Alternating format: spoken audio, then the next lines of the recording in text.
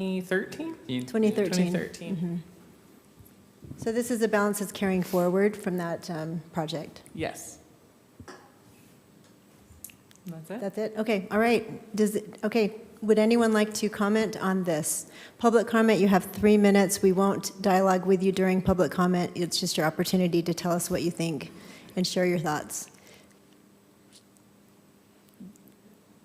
Yeah, if you don't want to, that's totally fine too. I'm not sure when to share my thoughts. Okay, sure, come on up. Come on up. I'm Nedra Saunders, and I live at 578 South, 300 East in Kaysville for 43 years now. We built our little home with some sweat equity, our little 1,300 square foot home. Kaysville was the closest we could afford to Salt Lake City. It's getting so we can't afford Kaysville very well anymore, so I guess you know the tone of what I'll be talking about.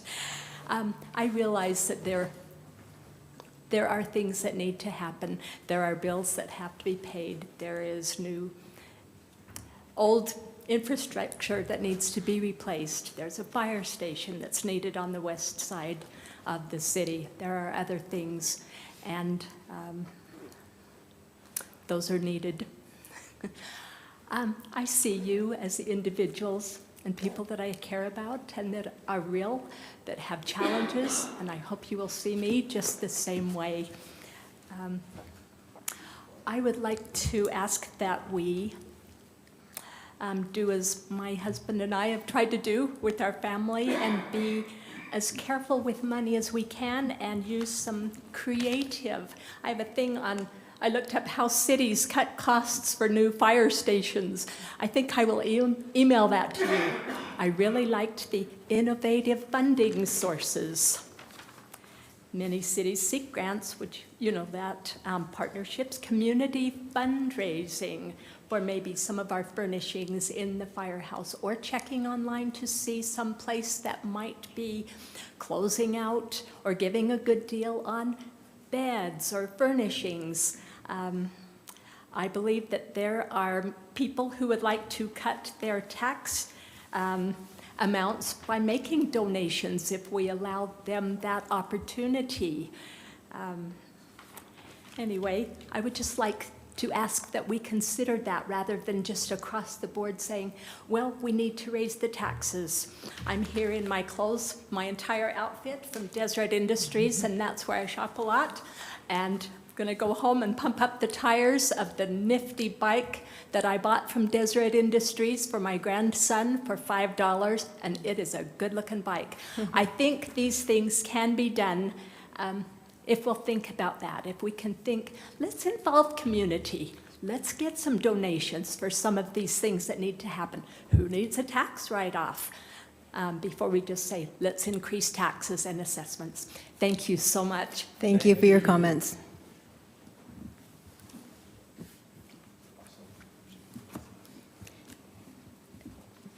Do we have anyone else? Nope. Okay, seeing none. Do we need a motion to adjourn, right? Would someone like to make a motion to adjourn this budget hearing? I'll make a motion that we adjourn the Kaysville Redevelopment Agency budget hearing. Okay. Second? Okay, thank you. Councilmember Adams. Aye. Aye. Aye.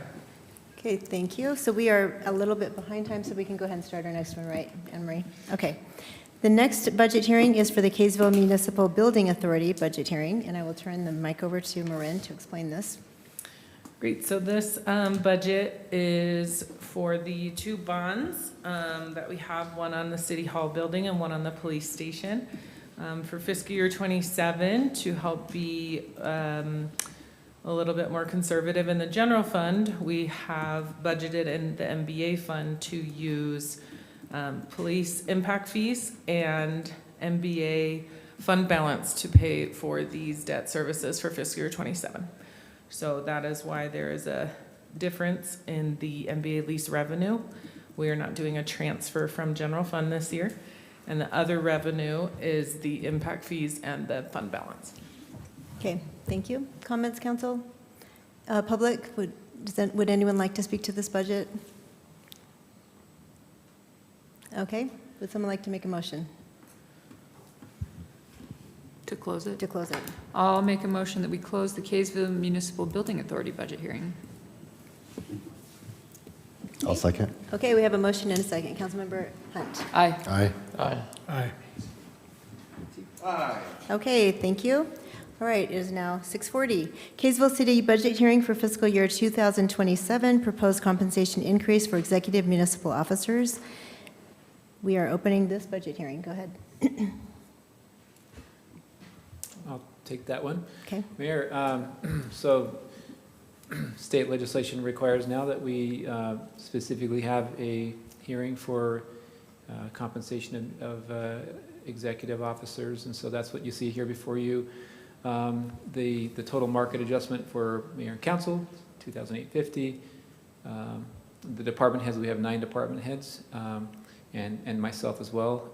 And that total eligible market adjustment, that includes the cost of living adjustment as well, is $58,500. And then the merit, we're calling that merit or step increase, that moves people through their salary ranges each year until they hit the top of their range.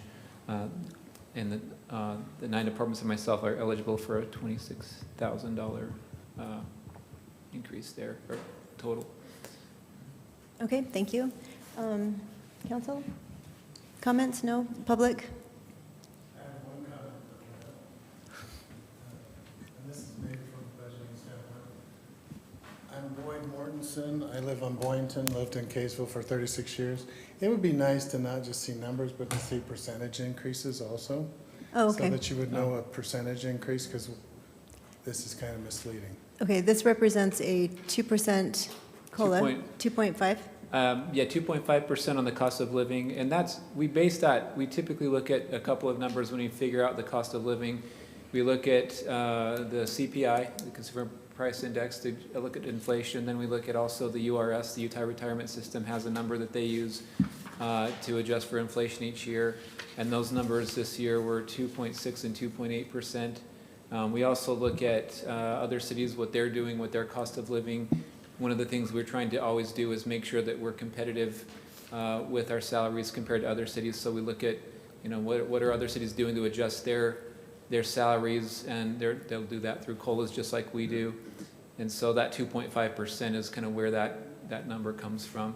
So that's the across the board adjustment that when you see eligible market adjustment, that's what that means, a 2.5% increase across the board. That was just a suggestion. Thank Yeah. you. Thank you. No, Appreciate that's your great, comment. great Thank you. suggestion. Okay, thanks. The merit, by the way, or the step, that's a 3% step each year that people get until they hit the top of their range, and that's when And then they they get frozen. max. Okay, That max. go ahead, come on.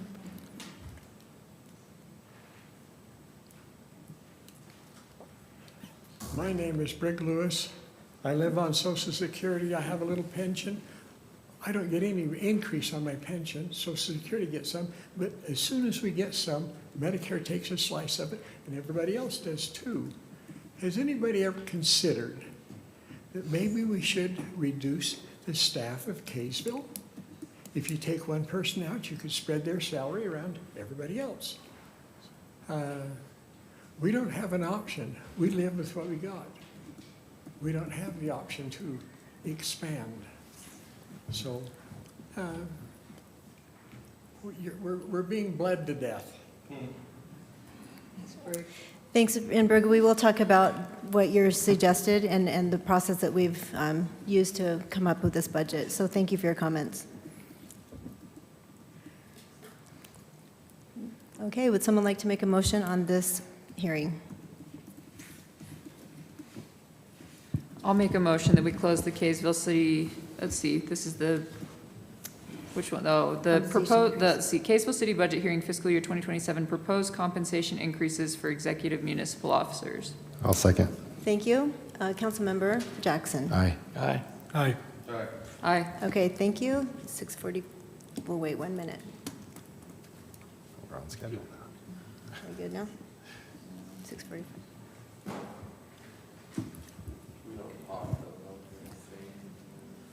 Well, I've got, 15 seconds?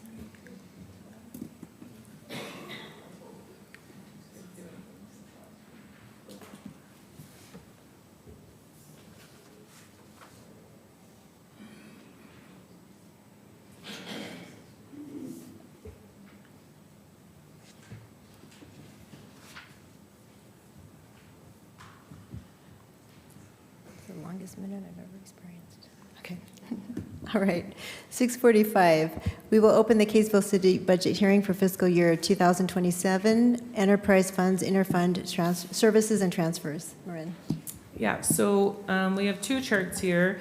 The top chart is representing non-reciprocal transfers from general fund to the enterprise funds. So we have different buildings that Kaysville owns and operates out of that power, water, storm, all of the same services that a resident or a commercial business gets at those buildings. So the general fund does pay to those utilities accounts, those enterprise funds for those services. So that's what's shown on that top chart.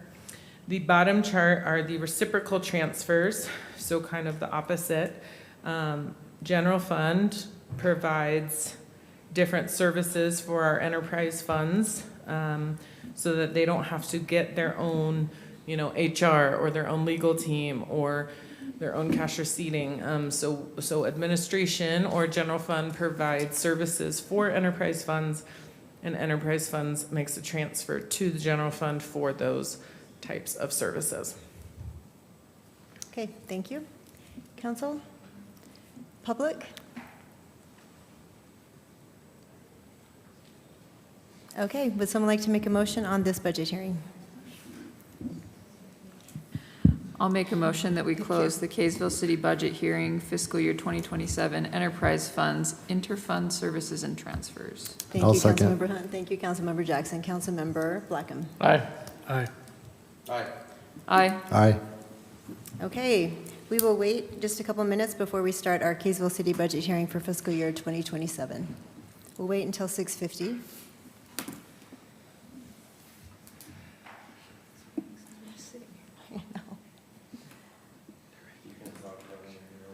Well, we can. I mean, this is just in between. Yeah, sure, entertain us. No, I'm telling the truth.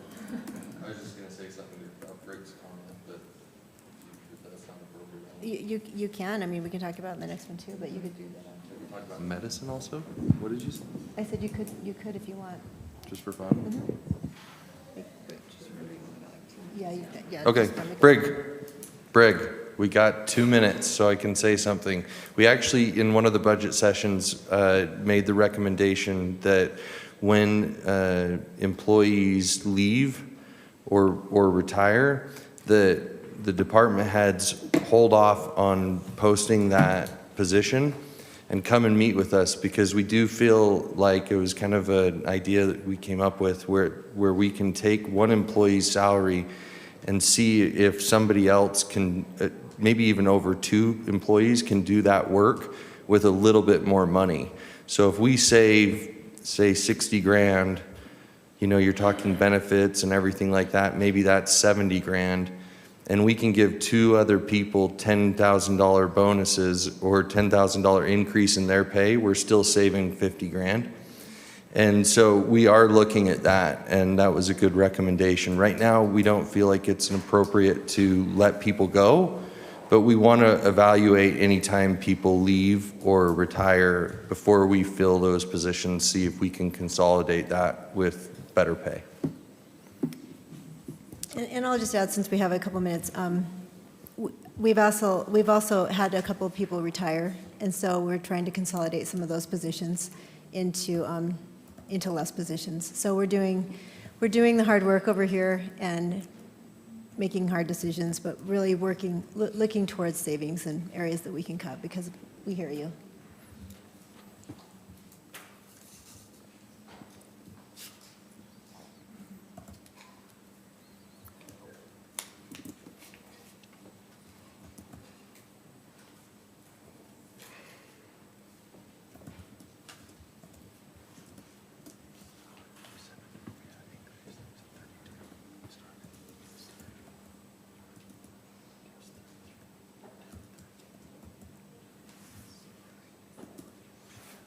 Exciting, you got invited.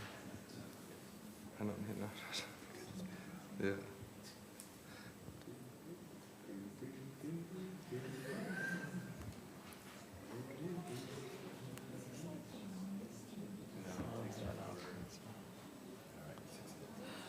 Okay. All right. Okay. Welcome to the Kaysville City Budget Hearing for fiscal year 2027. The budget officer, who is Marin over here, will give us the property tax impact schedule. Do you want to do that first or budget amendments? Oh, you know what? It's first, so, Oh, okay. Yeah. I can do that first. So as a part of the new requirements from the state are, since Kaysville City is considering levying a tax rate that exceeds the fiscal year certified rate, we must prepare an impact statement, which is showing on the screen, and we have provided paper copies out front. The impact statement shows the modified tentative budget proposes a property tax increase of $802,910, or a 13.9% increase of revenue. The reason we put the increase of revenue on here is because we don't have the certified tax rates back yet, so it's hard to estimate what that tax percentage increase would be. But we can estimate based off of current certified values, and it was just a little over 14%. Part of this proposed property tax increase is to help cover for fiscal year 26 that was not approved. So it's to address prior year funding needs as well as support ongoing costs. Some specific reasons shown on this page, I know it's small, that's why we provided some paper copies, was to help, add a part-time records clerk in police department to help fulfill the demands of that role. We have a collaboration between the city and Davis County School District to partner on the Kaysville Field House, which is currently under construction.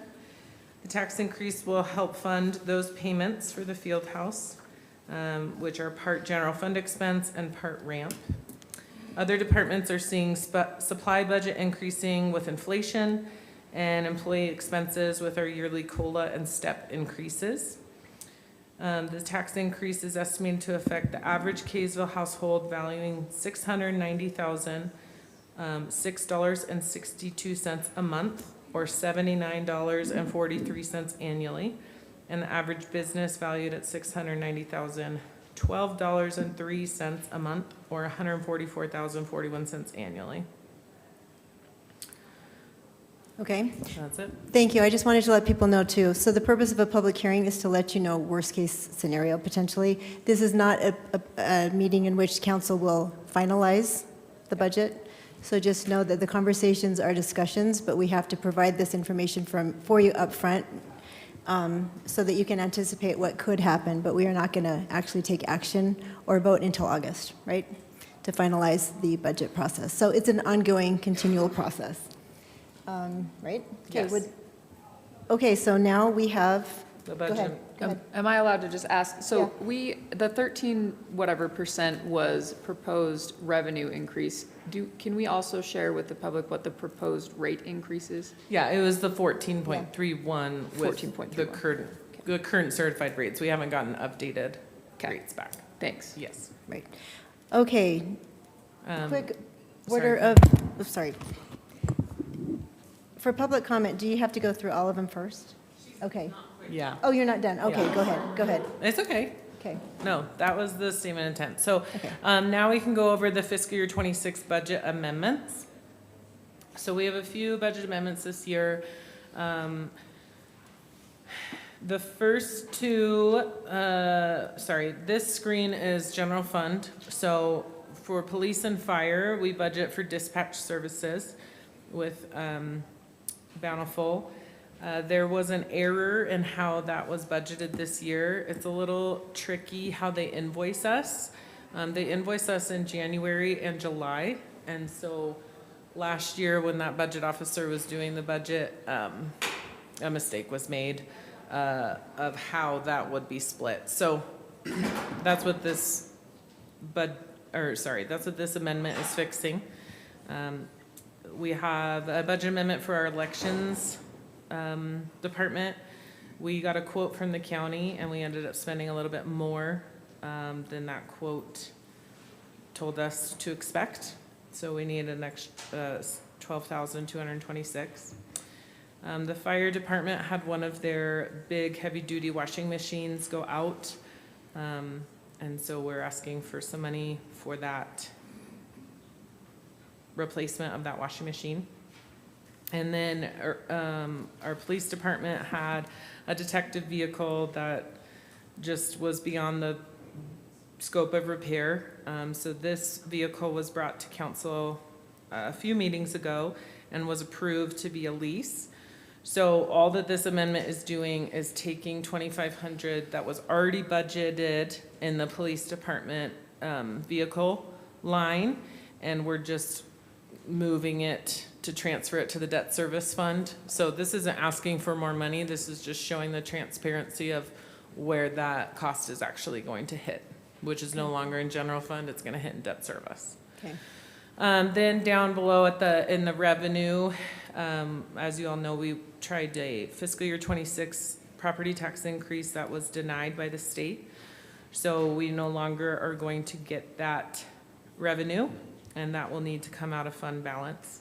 And then you'll see that transfer to the debt service right there. Any questions on this slide? Okay. This slide covers the capital projects fund.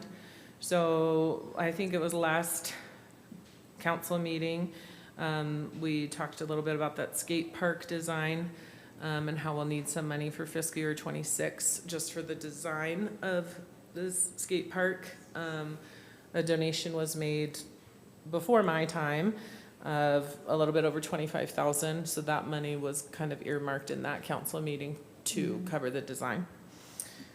Then for our impact fees, we have a 6-year kind of timeline and to spend those monies before they kind of expire and we have to return them.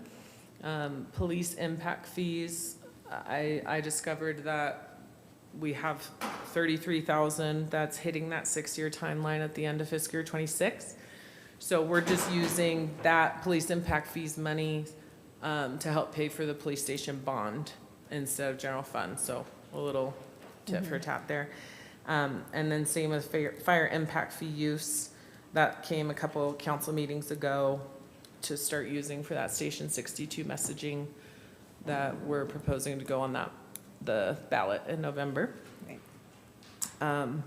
So those will come from fund balance, the donation, the skate park, public safety impact fee, and fire impact fees. And then below, you'll see that debt service when it transfers from general fund into debt service, how it's being split between principal and interest.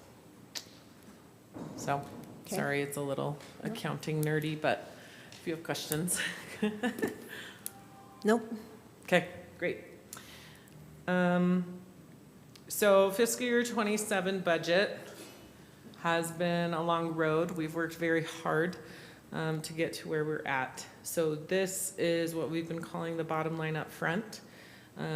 Just kind of a nice, quick snapshot to the residents of what they can expect. On an average household, property taxes, we're proposing that dollar increase of $6.62 a month.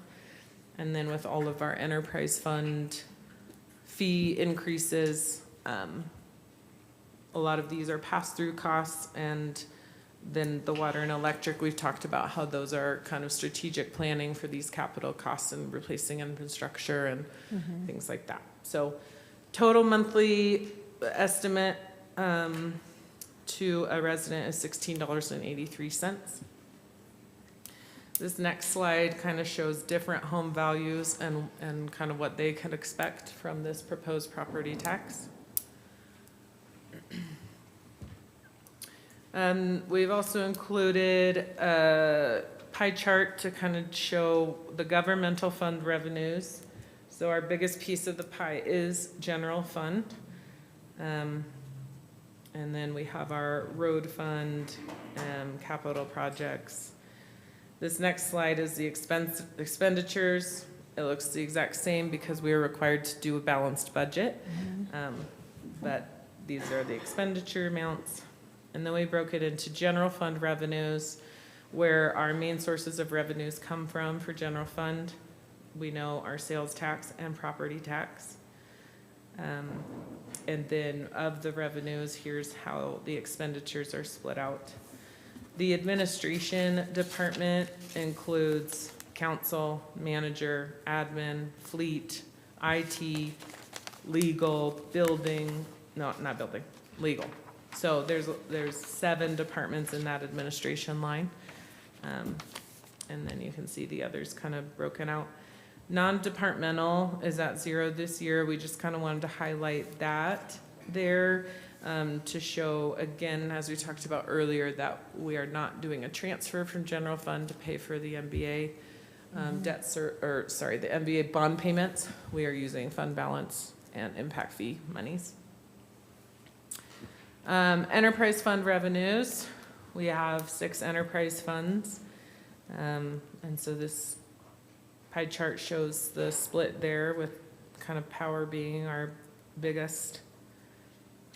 And then again, this looks the exact same because of the balanced budget, but this is how the expenditures are split. I wanted to highlight changes between the tentative budget that was presented on May 5th and then the modified tentative budget we came up with at that work session on May 21st.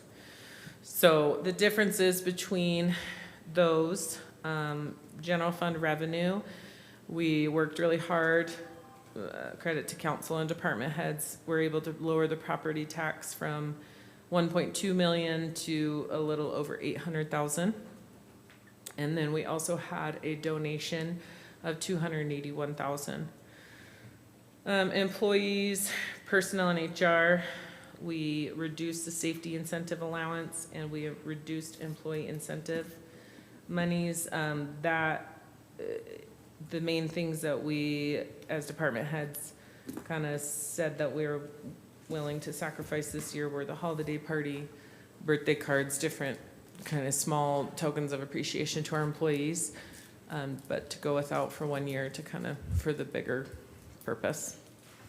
Operations and maintenance, during the 521 work session, we decided to budget more MBA and debt fund balance use rather, and which lessened the general fund obligation or transfer to those funds.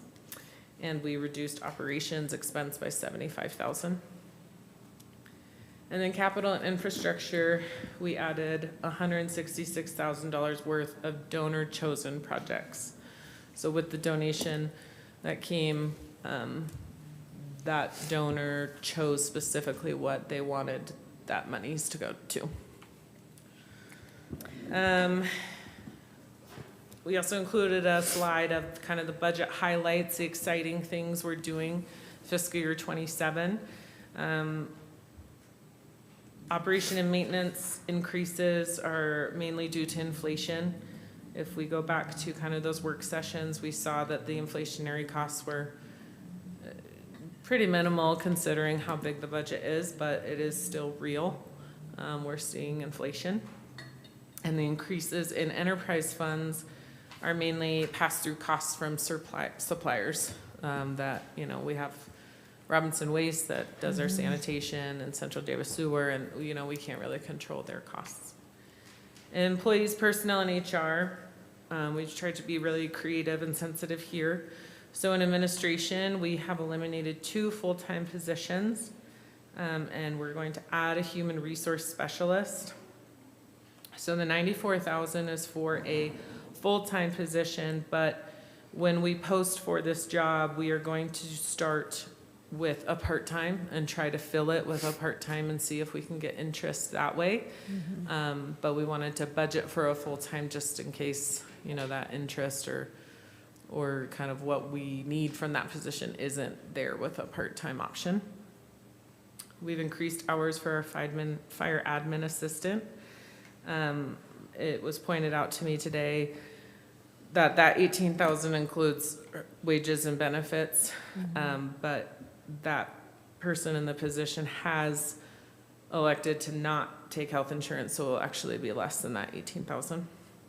And then council has decided to add a part-time police records clerk for, you know, help over there. And then we've listed out some fun capital and infrastructure. Very necessary, very exciting. Sorry for using the word fun. Just things that we're doing that are important and will really help us be able to help the city. So that AV renovation for this room, the Emergency Operations Center renovation over at the police department, the Operations Center expansion, and the fuel island upgrade to comply with state regulations, the skate park, and then continued work on 200 North and the West Davis Corridor Trail enhancements. So this is the chart of all cities in Davis County, and we just kind of like to show where we'll be with our proposed increase.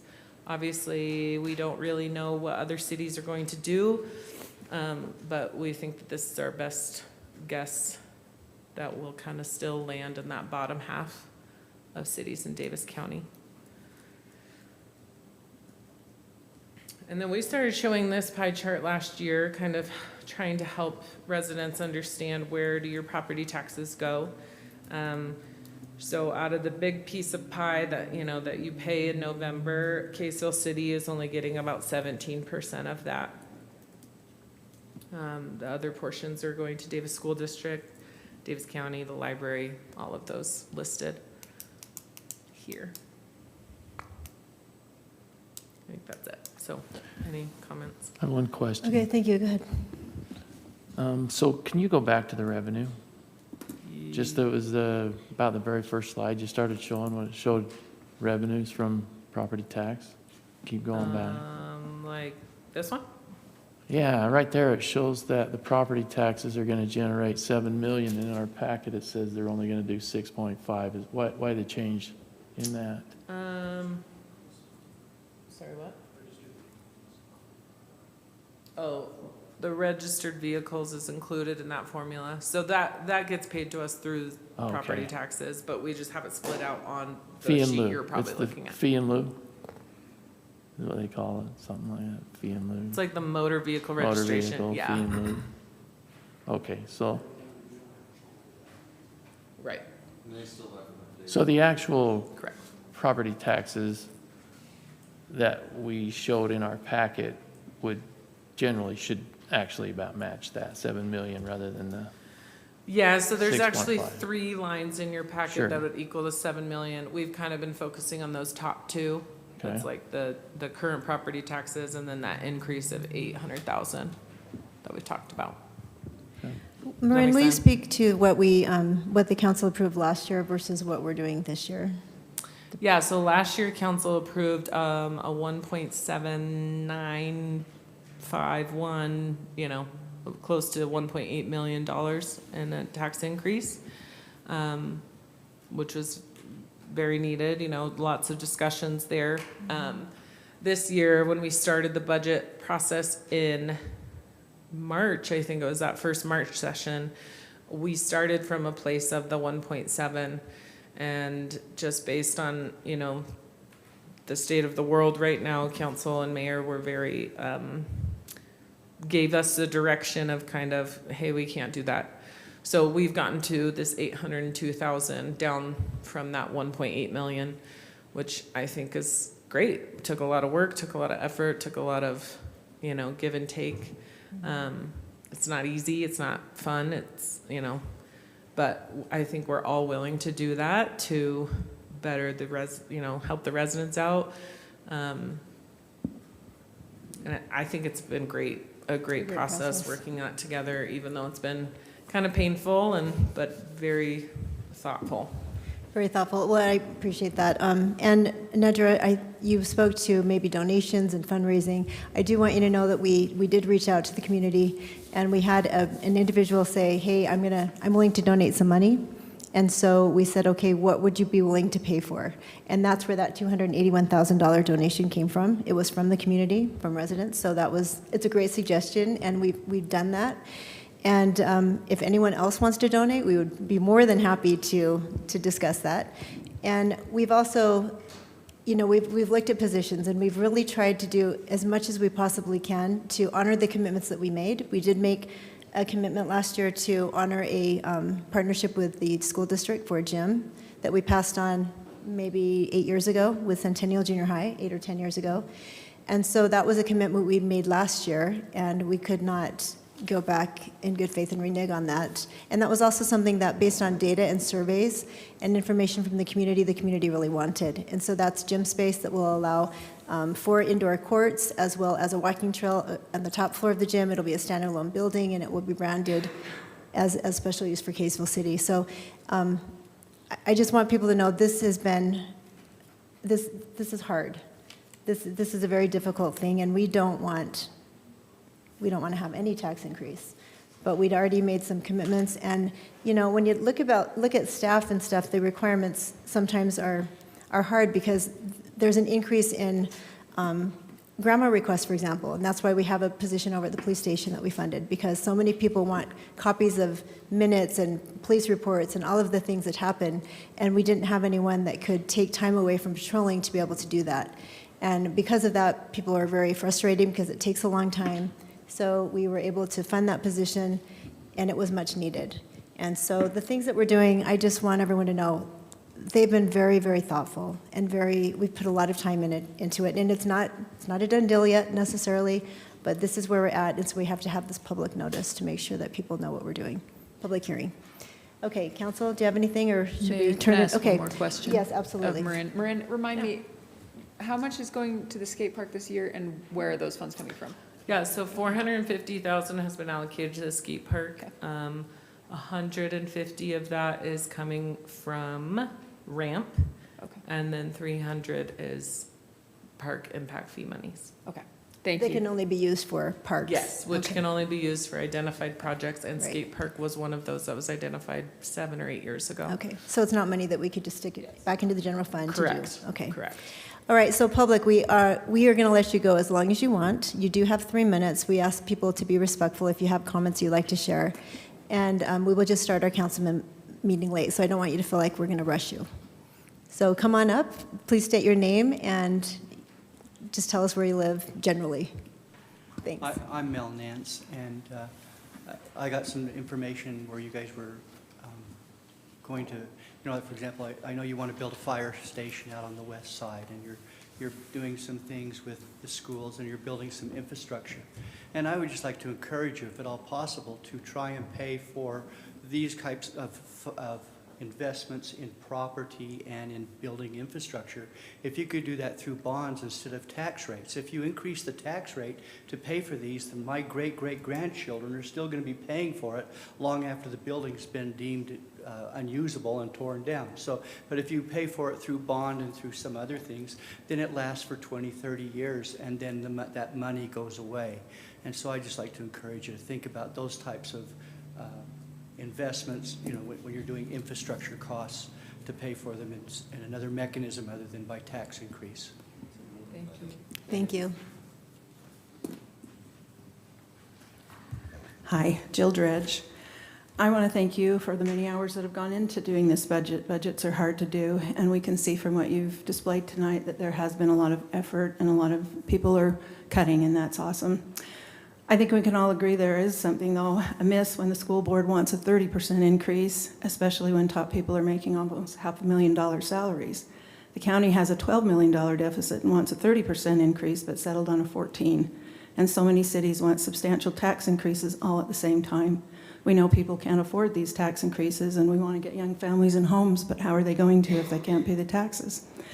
A citizen charted his taxes from 2015 to 2025, and they have more than doubled. That is in 10 years, with a substantial jump between 2024 and 2025.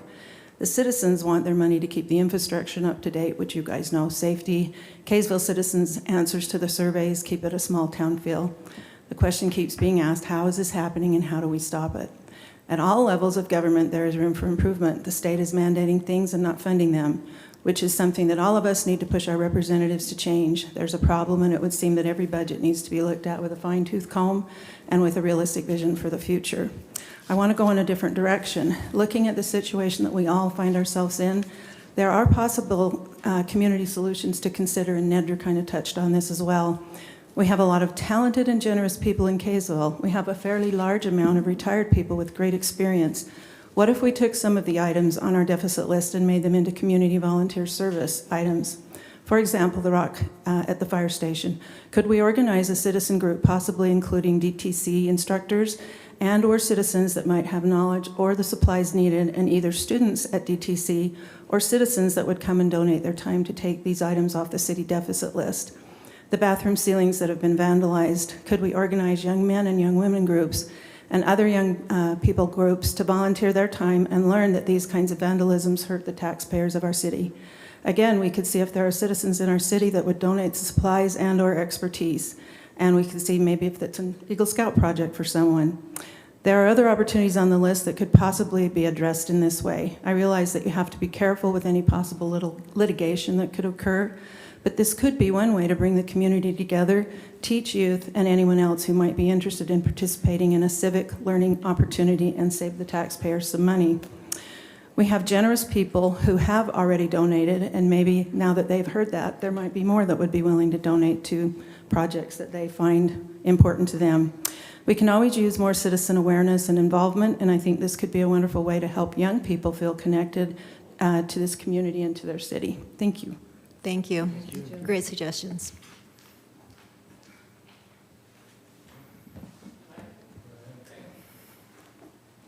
Kim Mangle, resident of Kaysville for 20 years, and I just have a couple of questions. Specifically about the information systems and legal budget worksheets. Can you explain why they are getting such a large salary and wage increase compared to the other departments? For information systems and legal? And legal. Jason, do you want me to answer this, or? I can start and then Okay. fill me in if you want. So each year we look at the market, and our target is to stay competitive with other cities so that we attract and retain talent. Right now, our target is to stay at least within 5% of the average of Davis County. So if anyone falls below 5% of the average for Davis County, we'll do a market adjustment for those positions. And sometimes it's the fire department, sometimes it's the police department that falls below. This year it was those two departments primarily. I think also in IT we had a person move to a director position, so that was actually an increase in responsibilities and duties. That was significant as well. But again, our target is to stay competitive within Davis County, within 5% of the average. So we typically stay below average, even though we're a larger city than many cities in Davis County. And we find value too in that. It's not just a feel-good thing, but when we lose talent to other cities, there's a real cost to the city in terms of losing service, and it happens constantly. Just the other day, for example, we had some turnover in our water department, and people may not realize all the knowledge, institutional knowledge that goes into operating the water system. We have chlorine stations all over the city. We do testing almost every single day, and it takes a lot of knowledge of how to operate that system. But because we've lost a couple of people to higher paying jobs in other communities, the new people are trying to learn, and they dumped a bunch of chlorine in, trying to clean a chlorine station. We're probably going to get a fine from the Department of Natural Resources because we dumped some chlorine into the creek and killed some fish. But I mean, that's just one small example of why, if you lose people, it takes time to train them up. And the last thing you want to do is invest a lot of resources and time into training our people and then see them go off to other cities. We want them to try to stay here within reason. Obviously, we're not going to hold on to every single person, but that's why we try to attract and retain talent. And we kind of try to hit that market right with the 5% below average for Davis County. It says time's up, but most of that. Yeah, I was going to say. Can I just say something really quick? Yes, Okay. for sure. So it was an 11.13% for legal. I'm a paralegal. I have been for 27 years. I can't speak to the information systems. I looked throughout different cities what they were doing. Like Farmington City is doing like 5% wage increase across the board. I just think 11.13% is a lot. I know many attorneys, many paralegals. I looked at the data for what I know to be true for those positions, and I just think that's kind of high, so it makes me question everything across the board, and I would strongly recommend we look at that again. Thanks. Thank you so much.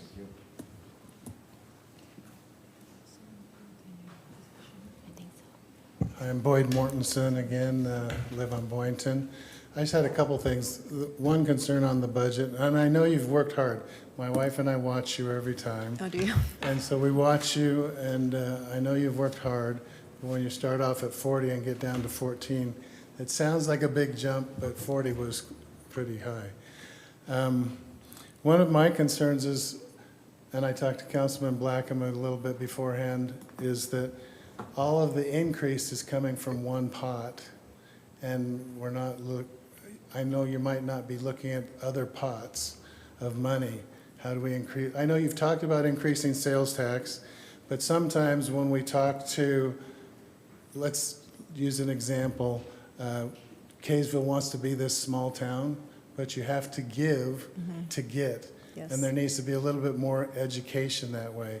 Same with, I think our impact fees, our fire impact fees are really low for the city. And so if someone's trying to develop out on Sunset, if the impact fees were higher and we told the residents, this is going to help us build a fire station, or at least pay for some of that over time, that might make it easier to develop some of the land that people are completely dead against.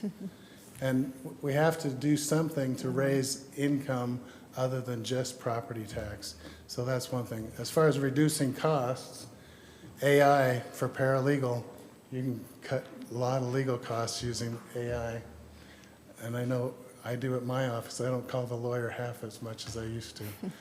And the last thing, and I don't know if this is going to be addressed, but we've talked about the fire station. When Councilman Adams brought up, isn't there some intermediate ways to do that? I sent him and you some information from AI showing how other places in the country would do satellite stations.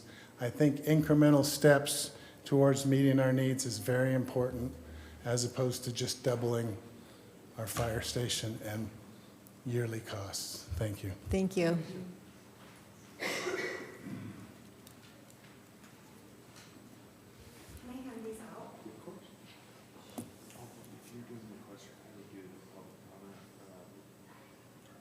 During the equestrian item. Yeah. This will happen. That's okay. Yeah. I mean, so this is really related to the budget. If that's for the equestrian center, could you wait? Yeah. Okay. Just later in the evening, yes. So it's on the other agenda. Okay, I was just confused on. But we will get to it. Yes.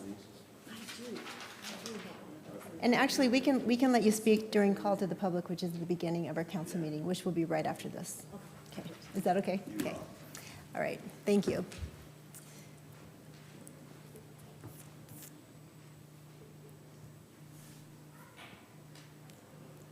Okay.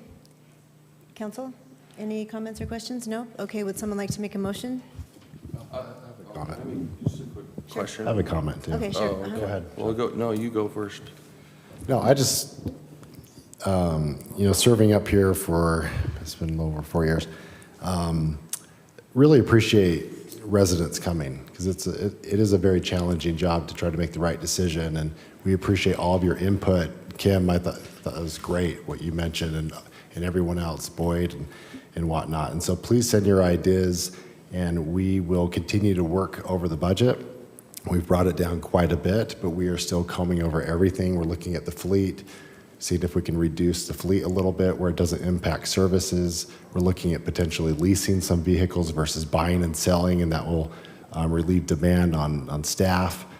And we're looking at a whole host of other things as well. And so I just wanted to say thank you for coming out and voicing your concerns, and we're going to continue to work on this. Yeah, thank you, Mayor. Yeah, I appreciate these comments, because one of the things when we were really working on getting, Mayor Tran did so much work to encourage Trader Joe's to come to Kaysville, and there was a lot of opposition. And I think there needs to be a better more aggressive transparency, if you will, or more aggressive information to folks, that the more that we can get sales tax revenue coming into the city, the less we have to pay, and we can decrease or in some cases eliminate property tax. I know the data center is a hot topic right now, but one of the things that they have mentioned is that if in fact it did go in, that even 20% of the property tax that will come from that will be double the amount of the budget that Box Elder County has. So if you're living in Box Elder County, you would be theoretically getting a check every year rather than making a property tax payment. And so I'm using that as an example of why we need to think outside the box. I'm not saying, please let it be known, I am not saying we bring a data center to Kaysville. But what I am saying is that we do need to be, as a community, we need to understand that we have to bring and be okay with bringing businesses in that will yield revenues. For example, the hotel that's planned to be built, on the corner, that's a fabulous method of bringing in additional income to the city, and you can charge additional taxes to people that are staying.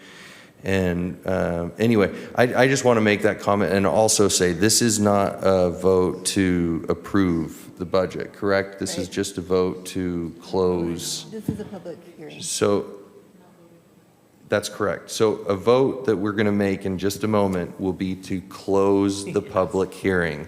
I want that to be extremely clear for the public that we will be closing the public hearing. So any vote nay to this would be saying that I want to just keep talking. And that's no good. I'm ready to make a motion if you're ready. Thank you for that clarification, Councilmember. I'll make a motion that we close the public hearing. Do we have a I'll second it. Okay, we have a motion and a second. Councilmember McBride. Aye. Aye. Aye. Aye. Aye. Okay, thank you. Thank you, everyone, for your comments. We will take a 2-minute break, and then we'll transition into our regular council meeting. I need one too.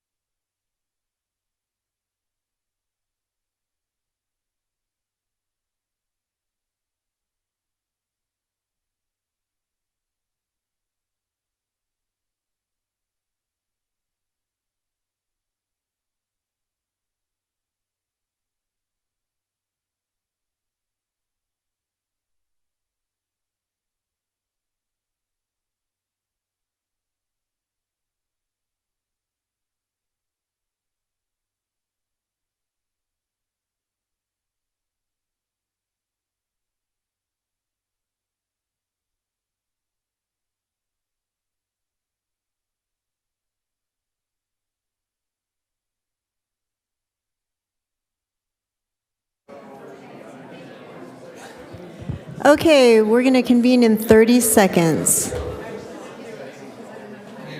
Reconvene. How do you feel about having the scouts come up and do like the scout oath? Yeah,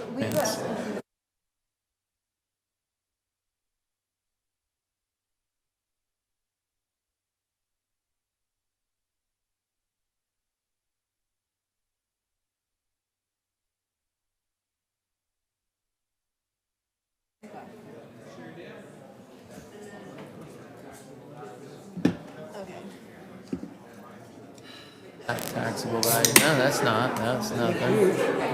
So is there, online filing, market? See what 2024 does. This is 23? This is 24. See, because we're doing 20, so what did 23 was it? that sounds good. There was one year we did,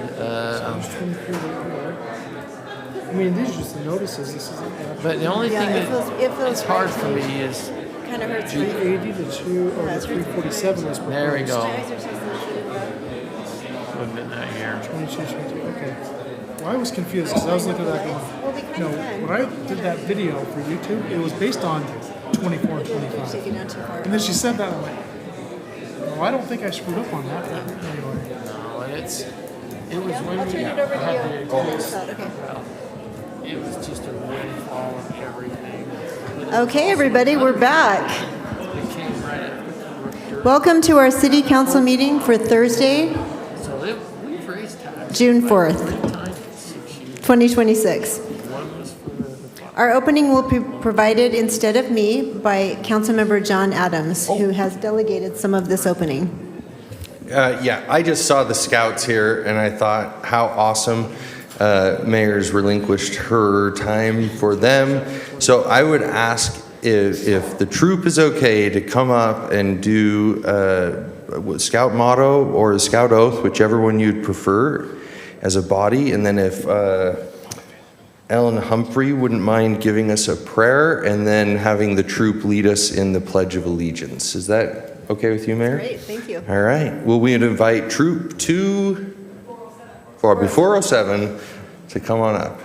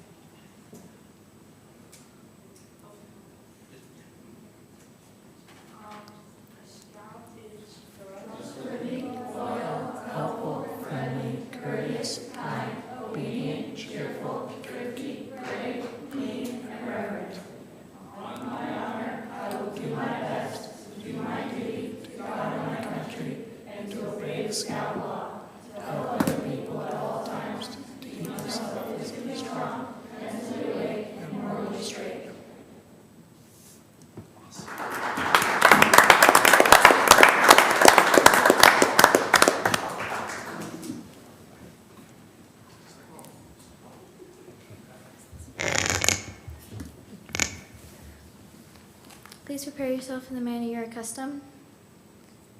Dear kind Heavenly Father, I'm grateful for this beautiful, wonderful, sunny day today. Please bless that this meeting will go well. Bless that everybody will have a great day today. In the name of Jesus Christ, amen. Amen.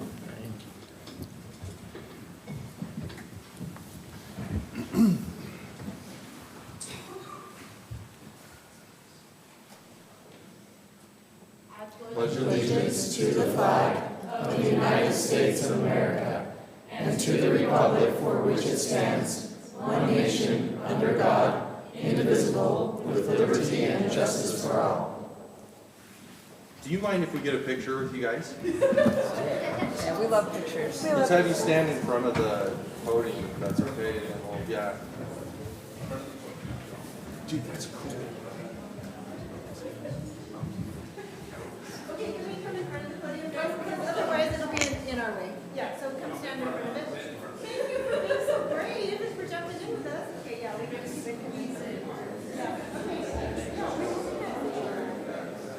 There we go. There you go. There you go.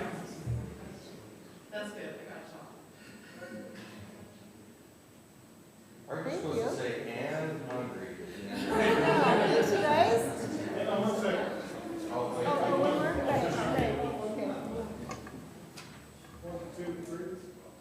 Thank you.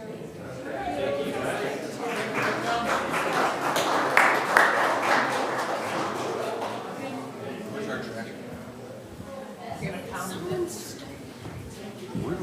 Seriously? There's two over here, there's two over there. Yeah, check bathrooms. Thank you so much, Scouts. You know what I love so much is that you guys were so willing to just jump in. That's what Scouts teaches you, to be prepared, right? You were so brave. Thank you for that beautiful prayer, and thank you for leading us in the pledge and for sharing your oath and your motto. We appreciate you. And Councilmember Adams, thank you, because you're so good at including our Scouts and our troops. We love it. Wonderful. Okay. Here we go. So the first item on our agenda in our council meeting is called Call to the Public. So people have the opportunity to come up and speak to us. We have 5 people signed up to speak tonight, and so I'll call you up in this order. Boyd is not going to speak, right? Okay. Nedra, did I say your name correctly, Saunders? She left. Okay, she already spoke. Jill, okay. Okay. Tina Errors, okay. You're good? Okay. And then Nicole. Sure. Oh, sure. Come on up. Yeah, so. Oh, okay. Sorry about that. Sorry about that. Don't be embarrassed. Don't be embarrassed. There's one for each. Okay, thank you. Mayor and members of City Council, I'm deeply grateful to be with you this evening. My name is Tina Errer, and I'm a boarder at Sunset Equestrian Center. And I'm here today on behalf of myself and the more than 50 families who board at and love the Equestrian Center. I'm here to respectfully ask you to place a protective resolution on Sunset Equestrian Center and reject any proposal to rezone this property for high-density housing or anything other than what it was originally contracted to be. Sunset Equestrian Center is more than just a horse facility. It is a community asset that supports local families, small businesses, youth programs, recreation, and the Western heritage that makes Kaysville so special. The facility serves as a home to more than 60 horses and supports a network of local professionals, including trainers, riding instructors, veterinarians, farriers, feed suppliers, and other small businesses. This property represents something that is becoming increasingly rare: open agricultural land. Once agricultural land is converted into dense residential development, it is gone forever. The green space, the equestrian infrastructure, and the opportunities it provides can never truly be replaced. We all recognize that Utah is growing and that housing is an important issue. However, not every piece of land is best suited for high-density development, and not every piece of land needs to be developed. Kaysville has an opportunity to preserve something special, something that distinguishes this city from countless others experiencing rapid growth and development. There may be talk circulating that the business of Sunset Equestrian Center is floundering, that interest in horse ownership or equine activities is diminishing. Those assumptions couldn't be anything further from the truth. There has been nearly a constant waiting list of parents wanting to enroll their kids in horseback riding lessons. And not too long ago, there was a wait list just to be able to board your horse there. Horses remain to be a passion, dream, and lifestyle choice for so many people. Many people have chosen to live in or near Kaysville because of the Sunset Equestrian Center. Just recently, I heard of a woman who uprooted her entire family from Heber Valley to move into the Sunset Estates and to bring her horse here. She chose this location because of the Equestrian Center. This unexpected news of the center's pending closure is devastating to her and her family. For years, equestrian properties have continued to come under attack from the rampant development spreading across the state. The blind statement that these horses just need to go somewhere else lacks an understanding that there is nowhere else to go. Since I have had my horse in both Salt Lake and Davis County, I have had to relocate due to 7 barn closures.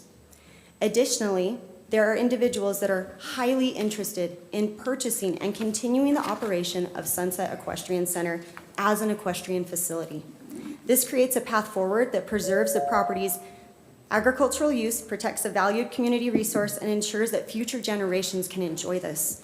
I just respectfully urge you to consider that. Thank you. Thank you so much. Appreciate your comments.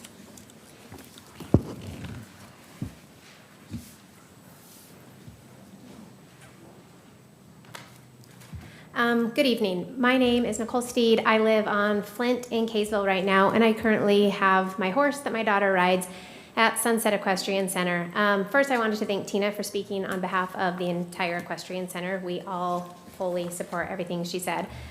Before I continue, I just thought it was important to know, for the council and the public to know, that I recently heard that Susie Hansen, who was just here, has said that within like 30 days she'll be in contract with Symphony within that time. I was really surprised by that information, and I suspect many residents will be as well. Since the property is either already under contract or planned to be sold to Symphony Homes soon, then the zoning request is not about preserving future options for the owner. It's about whether the city is willing to change the zoning to accommodate the development by Symphony Homes on the Sunset Equestrian property. This shows that Symphony has no respect for the citizens' feedback and desires or what has been expressed to them by the council. I have been part of Sunset for years. Susie Hansen trained the first horse I brought there, and over the years I have had many conversations with her about the future of the facility. A few summers ago, Susie mentioned that she wanted more students in the lesson program. I helped connect several families from my neighborhood, and 3 of the girls signed up for lessons shortly after, and one of those even purchased a horse that is now currently at Sunset Equestrian. She told me that and so a little while later, maybe 6 months or so, I asked her, like, hey, did you get the lesson program filled? And she said it was actually the strongest and the fullest it had ever been. And when I asked her why, she said it was kind of with the new highway going in, they had a Sunset Equestrian banner with the phone number, and she felt like that was a huge kind of advertising or a way to advertise the facility. So this was why I was really shocked when the lesson program abruptly ended in the end of December of last year with no notice to the students, the trainers, like anybody. Sunset has exceptional facilities, including an indoor arena that allows riders to train year-round. A 4-H program that my daughter is part of currently operates out of Sunset Equestrian, which gives local youth the opportunity to develop responsibility, leadership, horsemanship, and a connection to agriculture and animal care. The success of the lesson program is proof that there is strong interest within our community to have this facility. I understand that property owners have the right to sell their land and that communities must grow and change. However, if this property remains zoned for the equestrian use, there are people who want to purchase it as an equestrian center and keep it as an equestrian center. That just hasn't been presented. It has only been presented to Symphony Homes as the opportunity to buy from Susie. Kaysville already recognizes the importance of community recreation through parks, soccer fields, pickleball courts, and more. Sunset serves a similar purpose for a different group of residents and is one of the few remaining places where people can access horses without owning large amounts of land. And as land prices continue to rise, opportunities like this become increasingly difficult. I'll jump to my end. Okay, when the current owners purchased the property, am I just done? We can. Okay, I'll just jump to my last paragraph. So I was present at a meeting where Matt Loveland, the Symphony owner, or the Symphony representative who's been kind of at the meetings, where he stood up in front of everyone and he made the comment that he has no interest in operating an equestrian facility because they are in the business of building homes. That statement made their intentions for this property very clear. Preserving Sunset Equestrian Center is not their goal. I respectfully ask the council to keep this property in its current zoning and preserve the opportunity for Sunset Equestrian to continue serving the Kaysville community. Thank you for your time. Thank you. Okay, we appreciate your comments. We'll now move on to our next item on the agenda, which is presentations and awards. We'll have a presentation by the budget officer of the property tax impact schedule.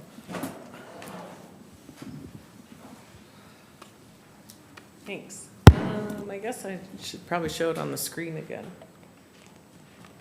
Right? Okay. So part of the new requirements from the state are, since Kaysville City is considering levying a tax rate that exceeds the fiscal year certified rate, we must prepare an impact statement, which is showing on the screen. No, it's not. I got you guys copies. There's some out front, or I can grab paper copies for those that would like it. Pause, do we need to show this on the screen to be compliant? We want to make sure that we are dotting our i's and crossing our t's. It would Let's probably plug in. be really nice if we could. Yes, let's do that. It is page 110 of the, Sorry, everybody.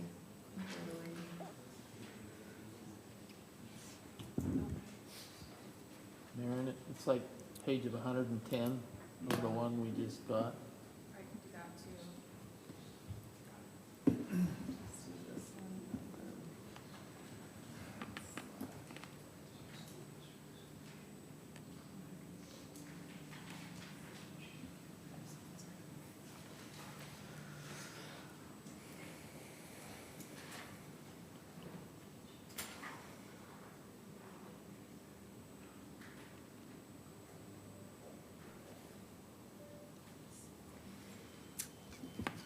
Sorry.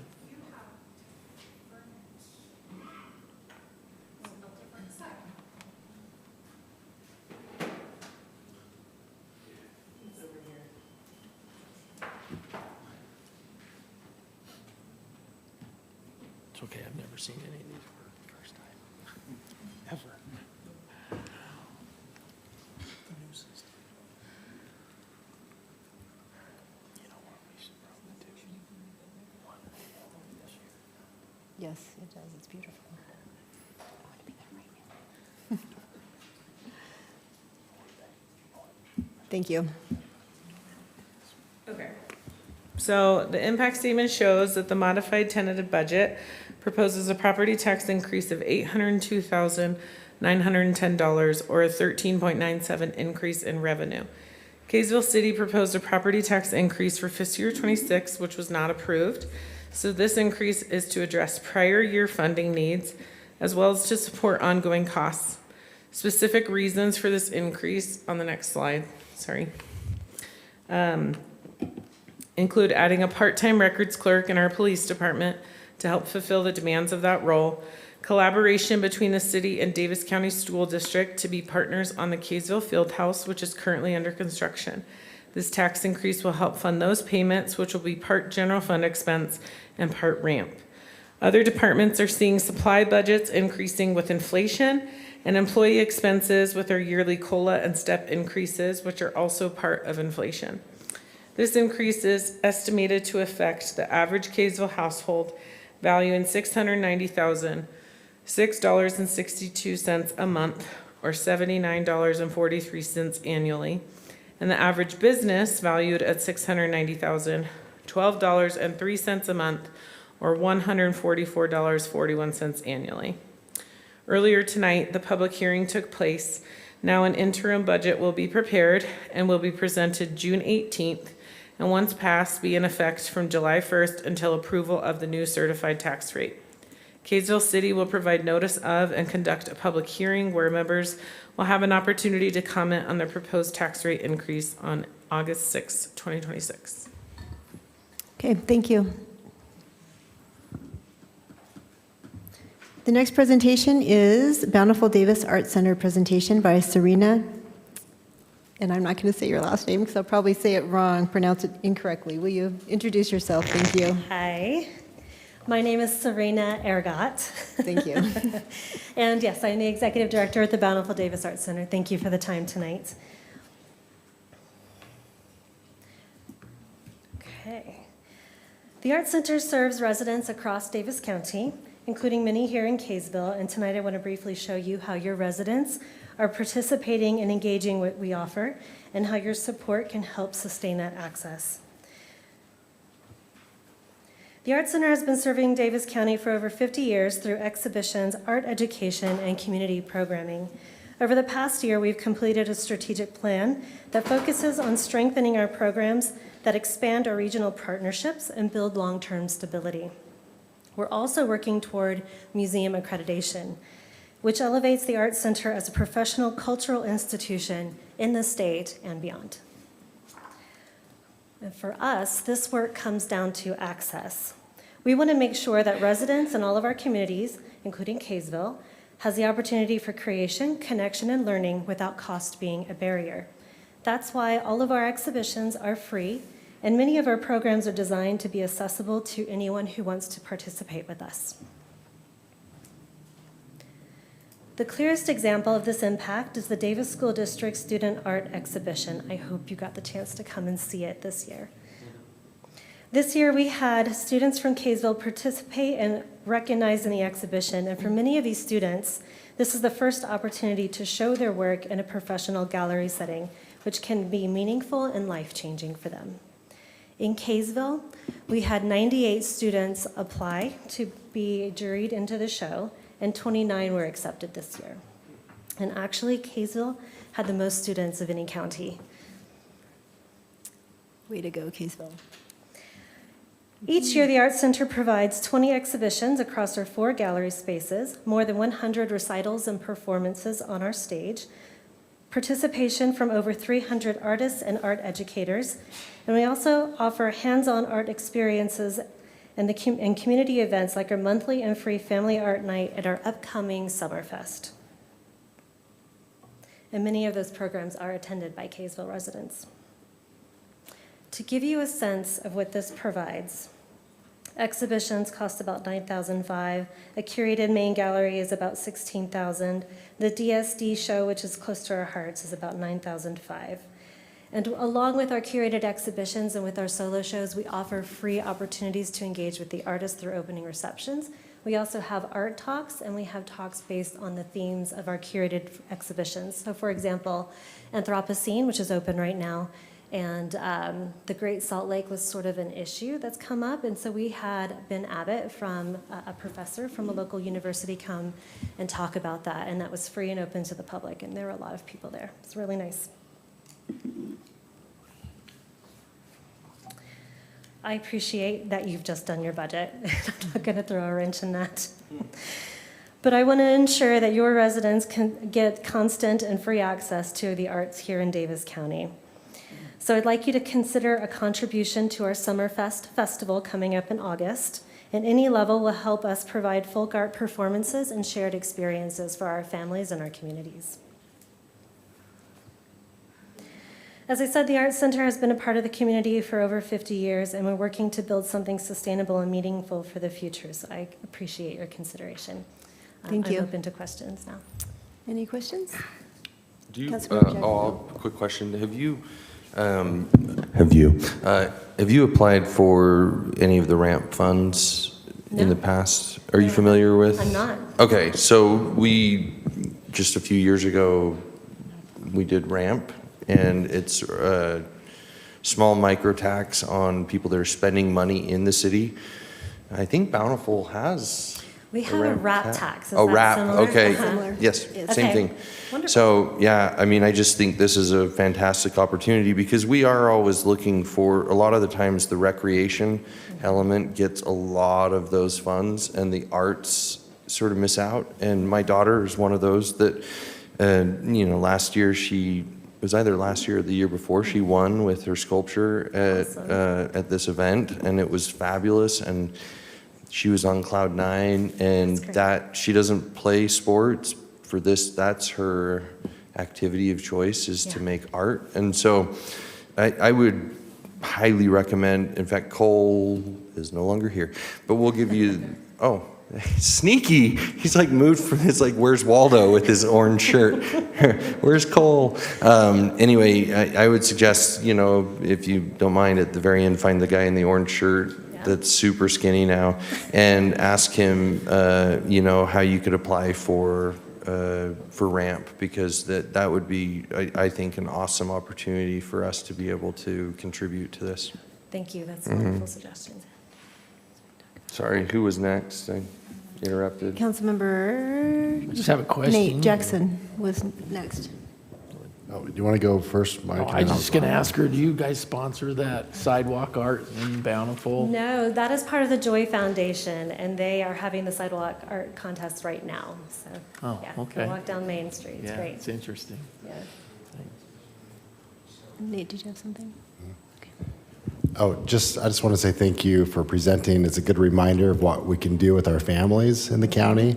And I wrote it down and take my daughter. So thank you for being here and all that you do. And it's great to see all this awesome art. Thank you. Thank you so much. Great, thank you, Mayor. Okay, council, do we have any conflicts of interest to declare before we move on? No? All right. We have a consent agenda. Mayor? Yes, Councilmember Jackson? I would like to propose that we take item number D off consent items just so that we can talk about it a little bit since it was mentioned here tonight. Okay. Thank you. We have a motion. Do we have a second? Second, anyone? Just to move it to a discussion item. Yeah, just to discuss openly. No? Oh, really? Okay. I'll second. Okay. Okay, thank you. Councilmember Adams?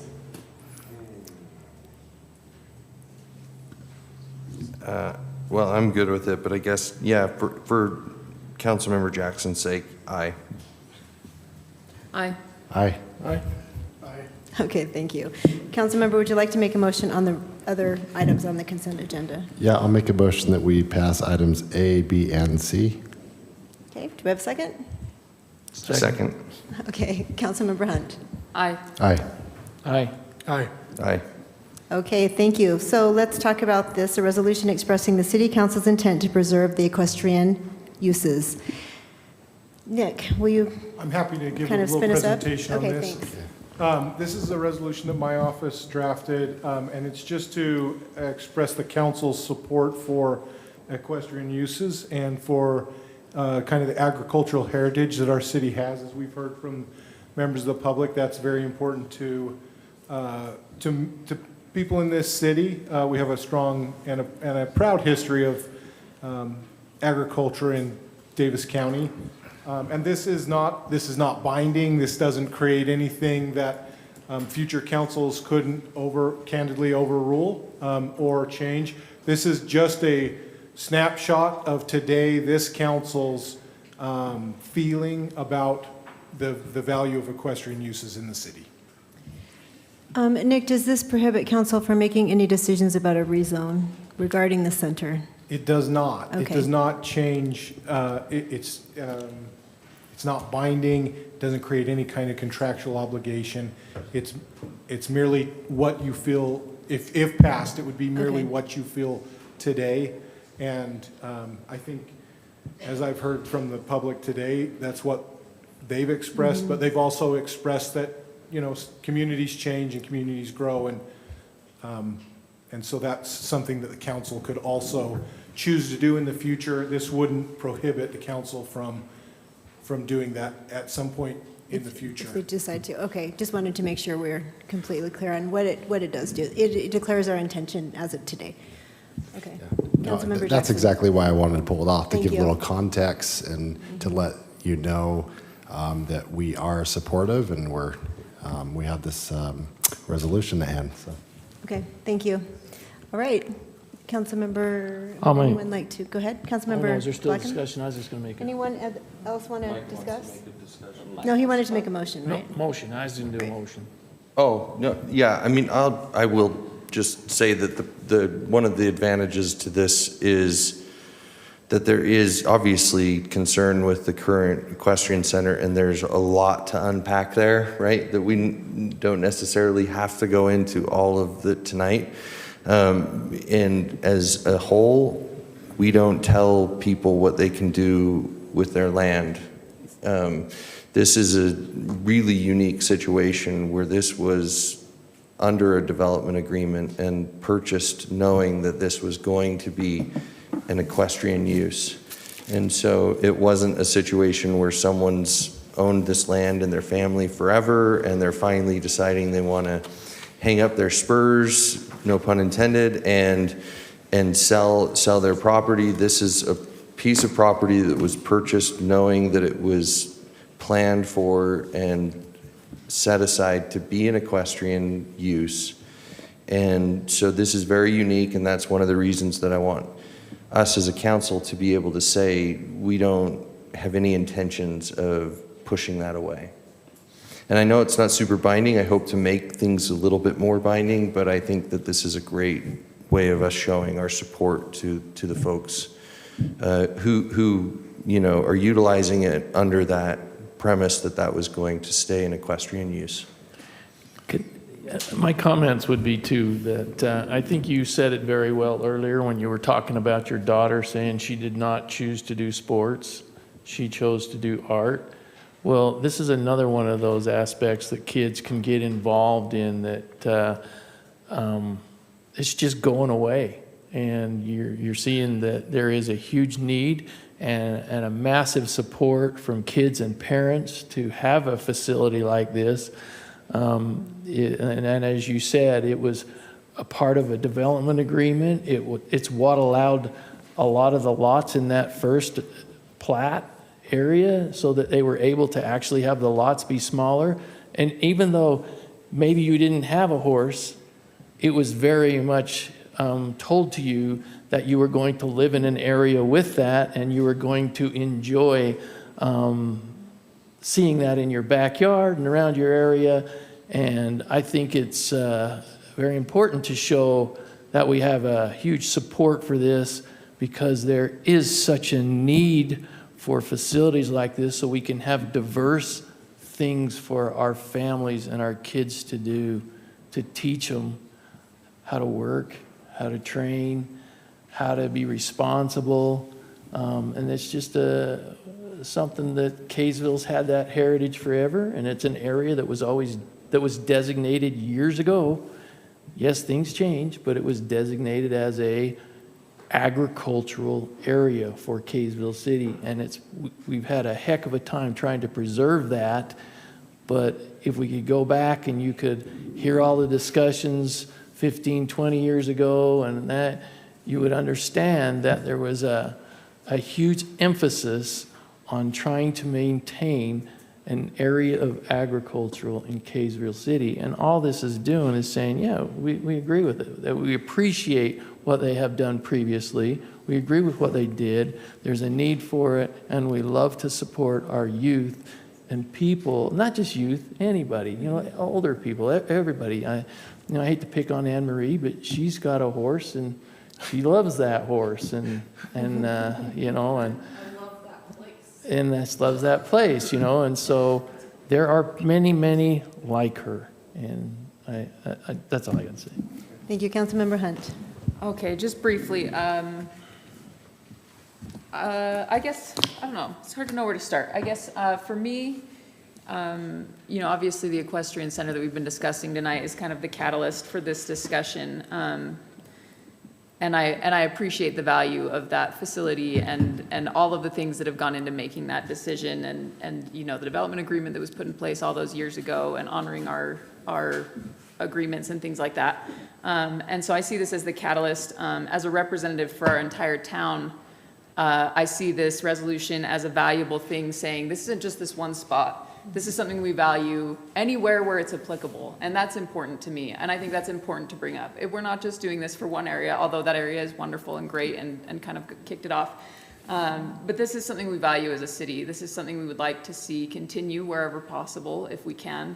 And it's something that's been on my mind really, I think the first year I was elected, gosh, it's been almost 5 years now, when the lieutenant governor came and she was like, well, you know, what are your concerns? And I said, one of my concerns is that we're getting rid of all of our agriculture, and we see it in the news. They're being villainized for using too much water and things like that. And obviously innovation needs to be allowed. But I guess that's just to say that, you know, we value agriculture, and this is something that can be a value for the entire city. So I guess that's why I appreciate this, and I'm glad that I had the opportunity to kind of think about it more this week. Thank you, Councilmember Hunt. Anyone else? Yeah, I'll Councilmember talk. McBride. Okay. You know, I would have to agree that even though the equestrian center is the catalyst behind all this, I'd agree with Councilmember Hunt that throughout all of Kaysville, it is really nice to see that when people post pictures of, say, a horse walking down the road. It is amazing, and anyone who has a horse or anything of that nature knows that when you take it out, there are people that run up and will pet it and say, I've never been close to a horse before. And it is amazing, and I think that's something we don't want to lose inside of Kaysville, to know that we do support that. We do support keeping that here, and just like the rest of the council has said about kids that are not into necessarily a sport, but maybe even 4-H or riding horses, and believe it or not, it is a sport if you've gotten on a horse, which I did, and I got off. So anyway, so yeah, that's all I have to say. Okay, thank you, Councilmember McBride. All right, would someone like to, let's see. I guess we need to pass this as a consent I'll item. make a motion that we approve consent item D, a resolution expressing the city's council's intent to preserve equestrian uses. Thank you. I second that. Okay, thank you. Councilmember Jackson. Aye. Aye. Aye. Aye. Aye. Okay, sounds great, council. Okay, love it. All right, we're on 6A, which is, now we're at the action items, so this is when we make decisions. An ordinance amending various sections of Title 17 of the Kaysville City Code to comply with Senate Bill 179 titled Local Regulation of Business Entity Amendments. Melinda. All right, well, this is the same as was presented at the last meeting, so I wasn't planning on going over that. I do have the slides if the council would like me to review that.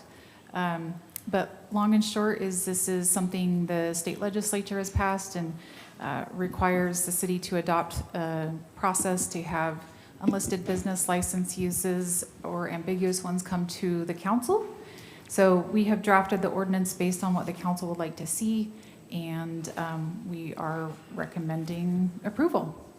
Okay, thank you so much. Council, discussion?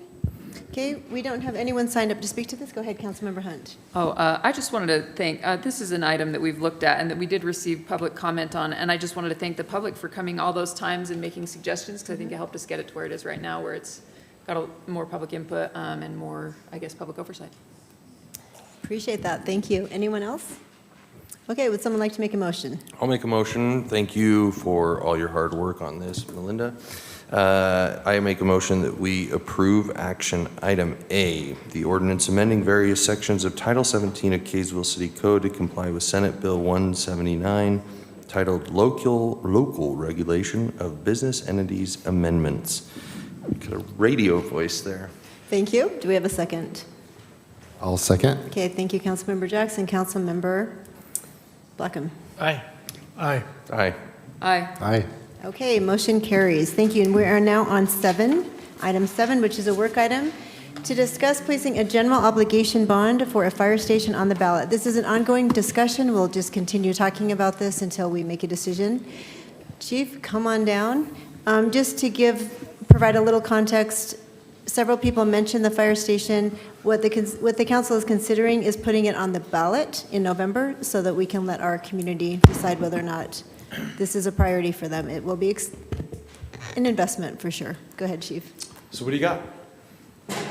Chief, I have a question. You bet. We've gotten a lot of public input saying that other cities have kind of gone with a modular approach. And so I guess for me, one of my questions is, I understand your expertise and appreciate, what you say the minimum is that we need to have over there for you to feel comfortable. Is the minimum a full fire station, or is there a minimum? Because I obviously don't understand what all we need to have at every single thing. But Sure. is there a minimum that's less than a full fire station? That's a valid question. And you can't deny it. And it's easy to say, hey, let's put an ambulance over there. Wouldn't that help out with some medical calls? But I guess what we don't realize is 2 people over there. I'll take a full arrest for an example. When you run a full arrest, we need a minimum of 6 people. Will you explain what that is? A full arrest, heart attack. Okay. Sorry. Thank you. We need a minimum of 6 people, and maximum, or the best is 8. So those 2 individuals, we'll just take that, those 2 individuals over there running a full arrest or a code or a heart attack as we call it. They are basically not talking on the radio, not getting any patient feedback, not talking to bystanders. One does airway, one does compression until somebody from here is coming. No drugs could be given. So in your effective CPR, literally because of compressions and stuff, effective CPR is about 2 to 3 minutes.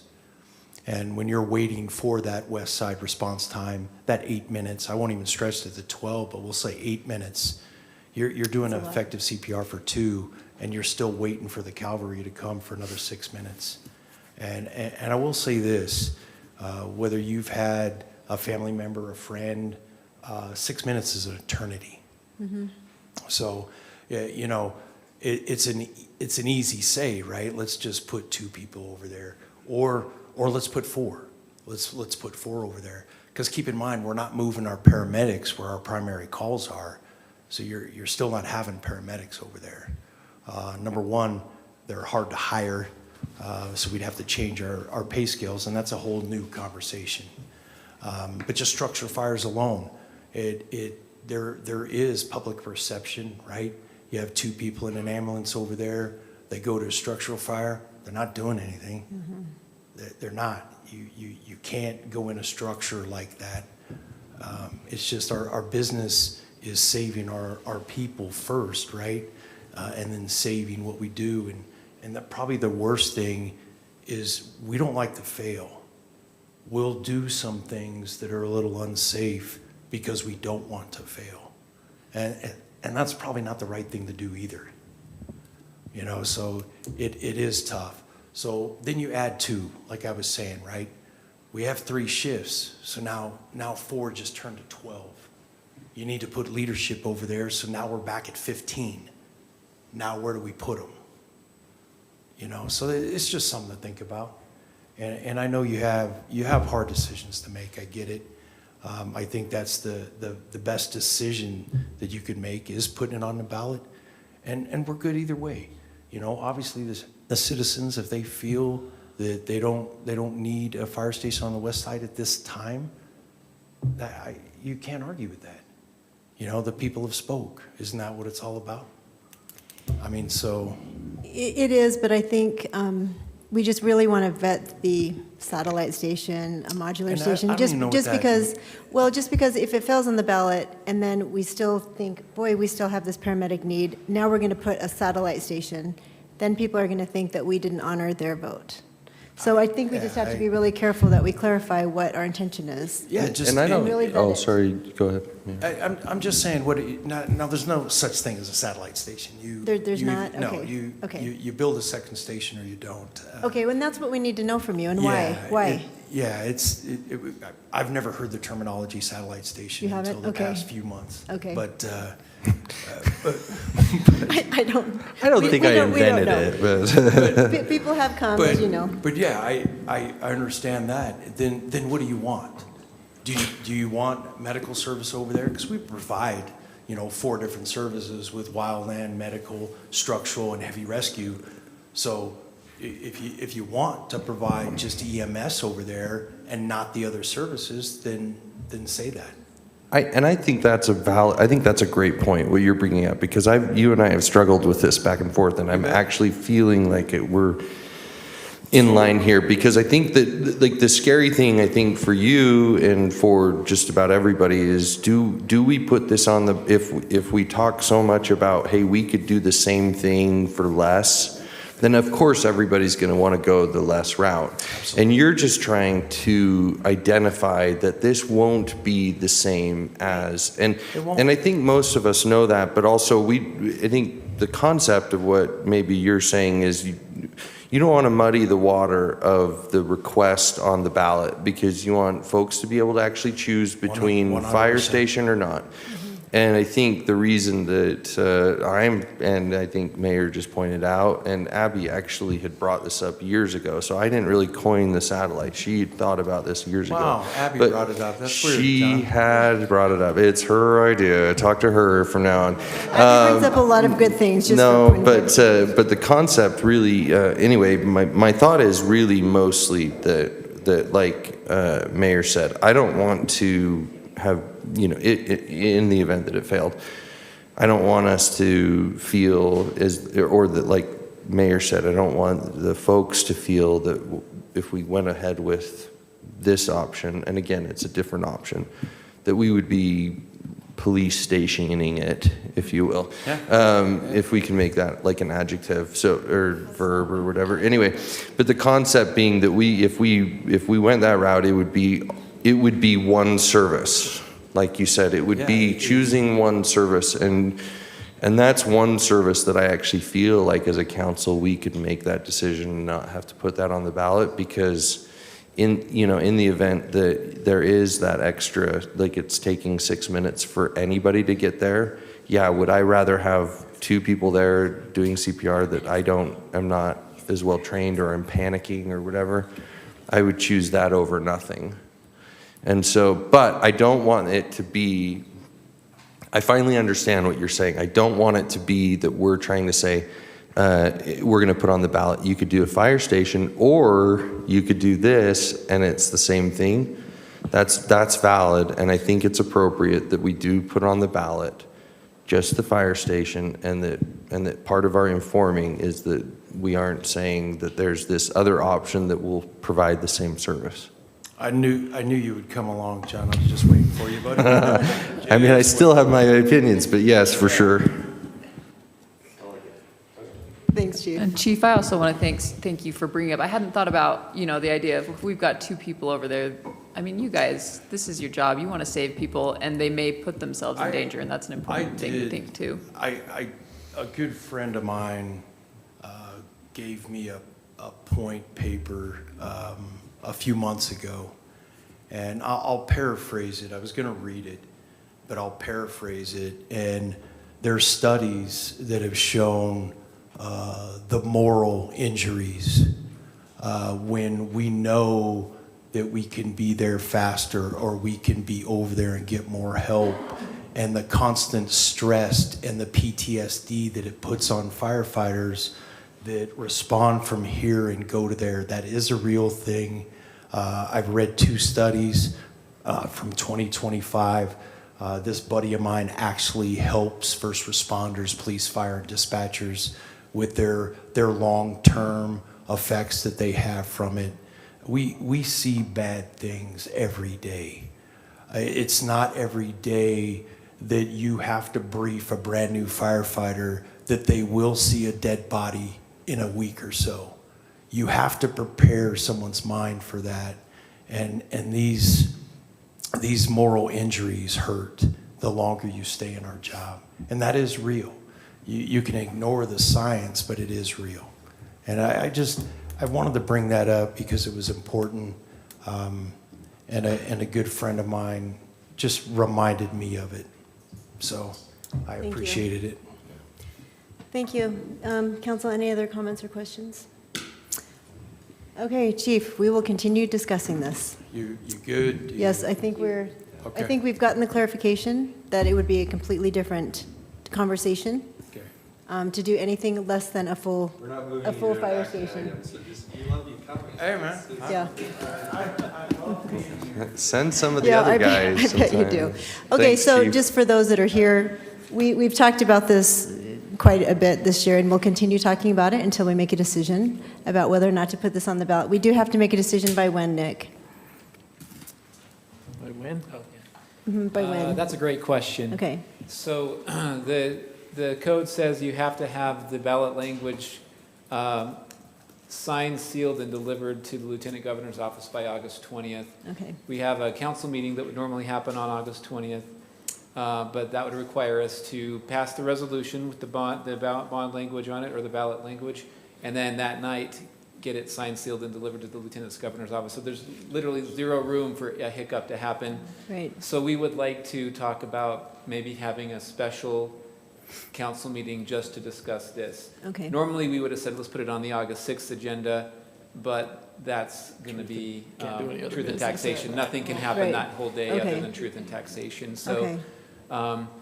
we're working with the architects, FFKR right now, and the engineers to kind of get us a fine-tuned number to put on the ballot.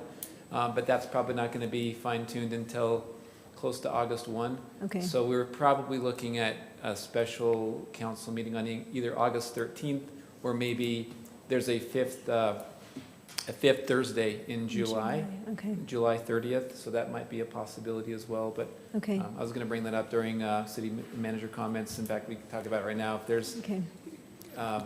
Where we've got this much time ahead, is there any way that we could just move the August, I mean, rather than add another meeting, could we just move the August 20th meeting to August 13th or? So it's a great question. That normally would be a planning commission night. We might want to wait and see what happens. 'Cause Okay. right now, and I'm kind of getting ahead, but we are canceling the July 2nd meeting since it's so close to the holiday. And then again, August 6th would be only truth and taxation, nothing else. So effectively, we have just 2 meetings for those whole 2 months. And so depending on how much business comes up, we don't want to keep you here till midnight. We might have to do a third meeting. Okay. Or, for those 2 months. That's fine. Or another meeting, I mean. Okay. It's fine, it's great, no problem. Thank you. Good to know. So, yes, Chief? We do have architects here if you have any questions. Oh, architects, okay. Sure. Do we have any questions for them, or? Do we I have any don't, questions? Go ahead, yeah. Will you give us an update in terms of where you're at? Sure, that would be great. Build it for cheaper, build it for cheaper. Yes, hello, Mayor Hello. and council members. My name is Aaron Holt. I'm the director of our Civic Government and Transportation Studio at FFKR Architects. We've partnered with Eric Prose from DS Architecture, who are public safety experts. And we met with the chief and his staff today to begin our design discussions to kick off the process of putting together a schematic design, which would be a very early progress design for this fire station. We'll be planning to provide that schematic design over the next month, along with a detailed cost estimate to bring it into the budget that we need to look at. So, and Councilmember Adams, to your comment about build it cheaper, the least expensive building you could possibly build is the one you build today. If you put this off at all, your costs will only go up. In 30 years of architectural practice, I have never seen buildings come in cheaper years down the road from when they were planned. How much did Chief pay you to say that? The chief has not paid me to say that, but I'll bet that that would be invaluable to him, and I think I might talk to him later, so thank you for that. Do you have any questions for us? I just want to talk to Jason. I mean, if we truly want to get this stuff done at a certain point and decide whether it's going to go on the ballot, you probably are looking at doing a special meeting on the 30th of July so that it would be able to, because you got to have a month to do schematic design, which is the only way you're going to be able to get an actual cost analysis. And we obviously don't want to do anything on August the 6th. That would be devastating. And the 20th would be almost too late. Yeah, 20th would be too tight for comfort. Yeah, and so because I want some time, that's why I'm shooting for the 30th, because I want to make sure the city has time to publish the cost amounts so people know. Well, for sure. So when the council makes the decision whether or not to put it on the ballot, they've got that information. Right. So I would highly suggest that we maybe, since we are eliminating possibly a council meeting on the 2nd of July, move that 2nd of July one to the 30th of July. Okay. 30th Nate, of go July. ahead. A question for the architects. I know we were talking this morning about trying to get a number by August 1st. Obviously, July 30th that's really pushing. I will say this, though. I don't know if you can have somewhat of a ballpark, pretty good feel for, hey, here's where it looks like it might be coming in. I briefed him, Jason. Oh, did you? Okay, great. Great. So, so something I'd clarify for council, that resolution with the ballot language, the number can change. If, let's say the council approves, let's put this on the November 3rd ballot, you know, public, do you support a general obligation bond in the amount of X, you know, for a fire station, yes or no? If that X changes, like, let's say we adopt a resolution on the night of July 30th, and then a couple weeks later, the architects finally say, hey, now we've got a pretty well fine-tuned number, that number is actually gonna be a little bit less. The law allows us to reduce that number. We can't increase it from what we say on July 30th, but you can reduce it. Okay. So we might come in maybe potentially high on July 30th, if that's a decision, but. And then we could reduce it. But then it would have to, it could be reduced. It just couldn't. If possible. So I don't know if that's feasible or not. I know, again, that's a tight. I mean, I guess the other option is just to pick, rather than pick a Thursday night in August, you could literally do a Wednesday night, a Tuesday night. Right, it doesn't have to be a Thursday. You could pick a random. You could just say, August 5th. Right. Or something, but back to back. Anyway, it's just. Might be too big. Hey, Councilmember Jackson, did you have a question? Yeah, just a quick question. So as far as like with your experience in designing these, do you have kind of like different tiers depending on the material you use or the design concepts? Because I imagine we could spend a lot of money and have an extremely beautiful building, but as far as paring it down a little bit and having a nice building that's very adequate or good and comfortable, are you going to present like some different concepts that we as a council can kind of look at, or could you walk me through it? Yeah, you're absolutely correct. We can definitely design different scales of finishes and quality materials and things for different building types. One of the concerns that we have is a fire station is a building that takes just a lot of abuse. Yeah. And so there's some kind of like baseline levels of quality that we think that you would, as a city, would expect and would not want to compromise on. Because all we would be doing is delivering a problem to you, because you would have ongoing long-term maintenance issues, high costs for replacing materials and things of that nature. So making sure we do it right up front is, again, the least costly option for you as a city. Okay. But yeah, we're looking to find alternatives or means and methods by which we can help bring that cost down as much as possible. Okay. And when that is presented to us, it would be nice to know all those details, because we're going to get a lot of questions from the public, and it would be helpful to understand and we've anticipated that, and we'll be working with the city and the department during the lead up to the election once it gets onto the ballot. Okay. To provide some ongoing education for your citizens so that they can make informed decisions. Is it cheaper to build a two-story building? I've been told it is. It depends. With a fire pole. The fire poles that people like to. Two-story buildings. The fire poles are epic. Yeah, it really kind of depends. A lot of that comes on the quality of the ground you're building on. If the soils are good, and you can build without doing a lot of soil amendment, well then perhaps it may be. Two-story buildings come with things called elevators that are very expensive and require a lot of. Fire poles don't work anymore. I'm just teasing about that. Fire poles are easy to come down, but they're not very easy to go back up. Good point. Good point. Okay. That was Sandy City. Has a the slide. Okay, I've seen some cool things though. Just curious. And we'll be investigating a number of different alternatives to provide the best value to you as a city. Okay. We recognize that there's a lot that goes into making large capital decisions beyond initial cost. Initial cost is very important, but the overall value to the city, I think, becomes a much bigger conversation. Okay, appreciate that. Thank you. Any other comments or questions, Council? Yeah. Okay. You did. You've answered our questions. Thank you. Thank you. Okay. Thanks, Chief. All right, so we will continue discussing this, and we will make a decision. Okay. All right, would someone like to, let's see, we are at council member reports. Does anyone have anything to report? No? Okay, Jason, do you have anything to report? Other than, again, July 2nd will be canceled. Something that just has come up in the past few days is obviously with the America 250 this July 4th. It might be nice to capture some of this on a video that's professionally done. That's true.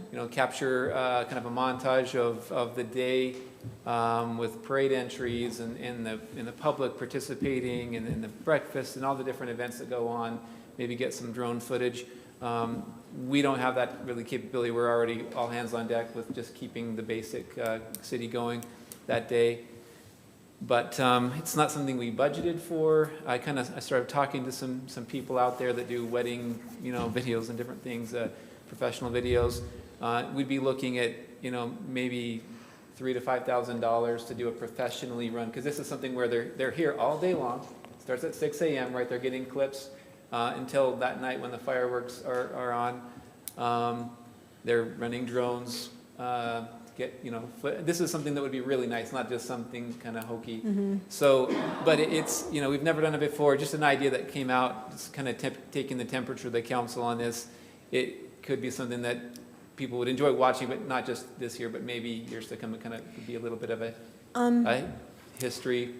In the spirit of kind of what was contributed, could we put a post out there to just see if there are any professional videographers that would donate their talents for the day? And if we have no takers, then we could think about where we'd find the money for that. I mean, at least we could put it out there to see. Yeah, absolutely. Is that something, absolutely. okay. Yeah, just something that kind of came light, that's, could be a great idea, but it's also It would be not great. a necessity for sure, right? Okay, I think it would be great. We have a lot of talented people in Kaysville, so at least we can see if anyone would be willing. Yeah. Right. And memorializing something like this. Yes, is worthwhile, I think. But, Let's do it for free. yeah, Right. I mean, we can see. Because, Absolutely. I mean, in theory, in fact, even with Kaysville Gives, I have so many people that will say, oh yeah, I'll come help, and they will, but no one wants to be in charge of something. So they'll show up for, an hour. And so that's what's really hard with this idea of people just donating time. It would be great if we had volunteers, but people have such limited free time these days. Right. So, but it would be really nice to see if we can get any takers. That would make for a great student project at It would, Davis Tech. right, true. I'll put in a plug for my wife too.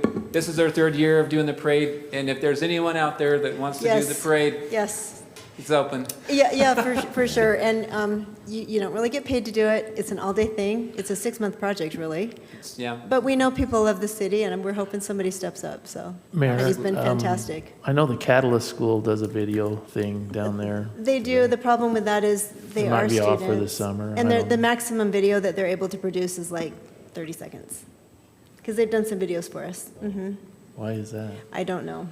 But that's just what they're limited to bandwidth, with their curriculum and their time. That's weird. Say something real quick? I forgot I had a chance to say something, but go ahead. is that okay if I backtrack? This is cool, is the whole right side of the, my breath has totally cleared this entire section. No, here in Kaysville, we had the League of Women Voters put on a debate here in Kaysville, and I'm only saying because we have 2 fabulous folks that are always here, and it was incredible, and it was at Davis Technical College, which is amazing, and so I'm just so grateful to be in a city where people get involved politically and otherwise, so thank you. Right, Thank thank you, you. guys. All right, everyone. Yes, go Speaking of ahead. volunteers, Mayor, one last thing too. Just want to hats off to Dean and Lori's story. If you've noticed, we're starting to hang up the LeConte Stewart paintings out here in the aisle. That's all their work. Kind of, we're seeing the painting, picking color, and now they've been out there painting by painting, mounting those up on the wall where they're secure, and there's a little That's really bit neat. of a narrative by each one, but they'll be doing that over the next few weeks, and hopefully that'll be all open for an open house before July 4th. Oh, that's So, great. Just it's an amazing piece of history, obviously, with those paintings that are coming out of the closet, so we're really excited. But that's all their efforts, and so we're Oh, grateful that's for them. awesome. Thank you. Thank you for that. Yes, go ahead and announce that. No, go ahead. Okay, since we have people that are here and we can tell about this, on Saturday at the cabin that's over north of the library at Heritage Park, it's the Adams Cabin, sorry, but they will be having a, what is it? Is it just a rededication or just a trying to remember memorial. what they're calling it. Memorialization of it. I couldn't find the email. I'm reading something at. Yeah, it's a commemoration. It's a commemoration. Yeah, it's a 10-year commemoration 10-year. of the installation Thank you. at 11 o'clock Saturday. Yes. Please come. That'll be awesome. 11 o'clock. Probably lots of donuts and different things. Just kidding. I guess John's bringing donuts. So Yeah, thank you. Yeah, probably. Okay. And just to add to that, I just pulled it up quickly, but Yay. it's the George Pilling Adams Cabin, and 139 years old. And so just a celebration of the history, and the Daughters of Utah Pioneers are strongly involved in this and kind of organizing this. It's going to be a great community event. So, Thank you. Councilmember Hunt. I'm also going off without anything in front of me, but the Central 3 Communities That Care has a swim activity on Monday. So if you want to sign up, I think you can probably find their stuff on Facebook. We've got the Central 3 Communities That Care. It's a substance abuse prevention kind of group that helps in the community. And so this is kind of an event where you can sign up, and it's at the Farmington Pool. I think it starts at 7. And just spend some quality time with your kids. So if that's something that's of interest to people, come spend time with your kids, tell them not to do drugs or drink alcohol. Thank you. All right. Thank you, everyone. Would someone like to make a motion to recess city council meeting and convene a meeting of the Kaysville Business Park? so moved. Would someone like to? Wait, okay. wait a minute, do we have to do the closed session first? Nope. We're doing the business park first. So we can change the agenda. So now we are board members of the business park. Okay, I'll So we make a need a second on motion. that Okay. motion. Second. Okay. All in favor? Aye. Okay.